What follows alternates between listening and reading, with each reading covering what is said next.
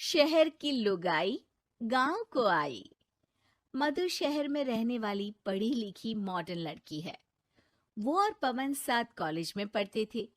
धीरे धीरे उन दोनों में प्यार हो गया। पर पवन गांव में रहने वाला एक साधारण सा लड़का है। मधु के पिता हमेशा उसे ये बात कहकर ताना देते हैं। तुम वहां गांव में कैसे एडजस्ट करोगी? शादी करके तुम गांव तो चली जाओगी, पर अपनी सारी मॉडर्न सोच और चीजें यहाँ शहर में ही रख कर जाना। ये सुनकर मधु को बहुत गुस्सा आता है। तो क्या हुआ अगर वो लोग गांव के हैं? मैं वहां जाकर उस घर को बिल्कुल शहर की तरह बना दूंगी।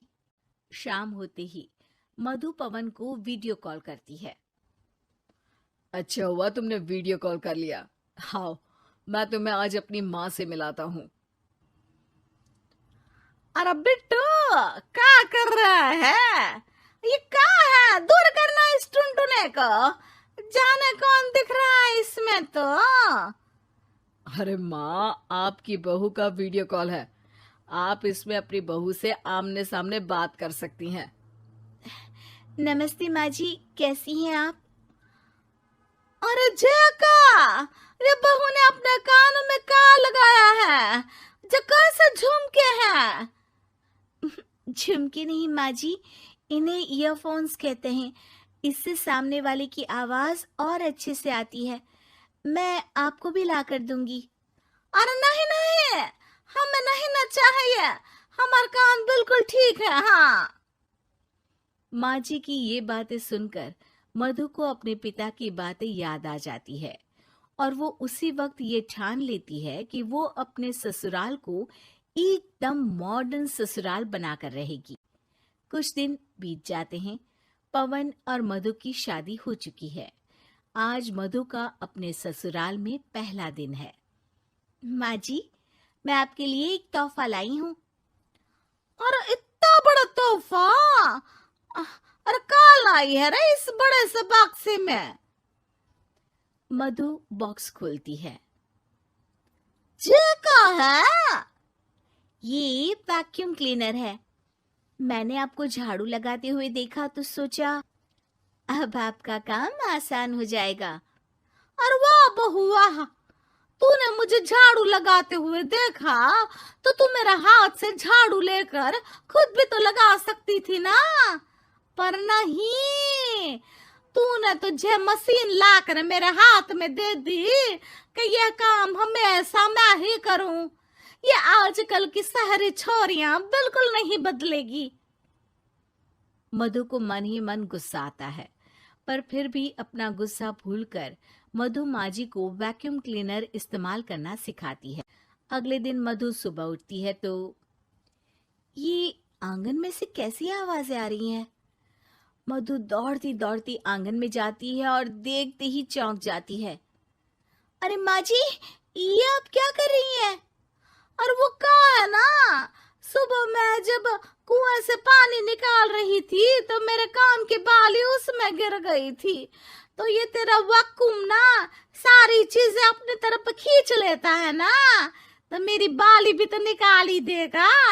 उसी की कोशिश कर रही हूँ, पर न जाने क्यों अब ये चालू ही नहीं हो रही तेरी मशीन। अब वो चालू होगी भी नहीं। पर अब कुएं में से पानी निकाल क्यों रही थी? अरे कमाल करती हो ना बहू। पीने के लिए पानी क्या तेरे मायके से लाऊं मैं? अरे कुएं से ही तो निकालना पड़ता है। हाँ, पीने के लिए पानी, और वो भी कुएं से। मधु दिमाग लगाती है और थोड़ी ही देर में घर में वाटर प्यूरिफायर लगवा देती है। ये देखिए माँ जी, इसमें बस एक बार पानी भर देंगे तो नल में पानी साफ होकर बाहर आएगा। अरे वाह रे बहू, ये तो बहुत ही बढ़िया चीज है। रात हो जाती है। मधु जैसे ही प्यूरिफायर का नल चालू करती है तो वो अचानक से फट जाता है और सब जगह पानी पानी हो जाता है। अरे ये क्या हुआ? ये क्या हो गया? मैंने तो बस इसमें उबला हुआ पानी डाला था, ये इतनी जल्दी खराब हो गया। अरे ये सारी शहरी चीजें सब ऐसी ही होती है कबूरी। क्या आपने इसमें उबला पानी डाला था? हाँ तो फिर पानी तो तभी साफ होगा ना जब उसे उबालेंगे। ये मशीन का कोई जिन है जो हमने जो बोला वो कर देगी है? मधु को बहुत गुस्सा आता है। इस तरह तो मेरा अपने ससुराल को मॉडर्न बनाने का सपना अधूरा ही रह जाएगा।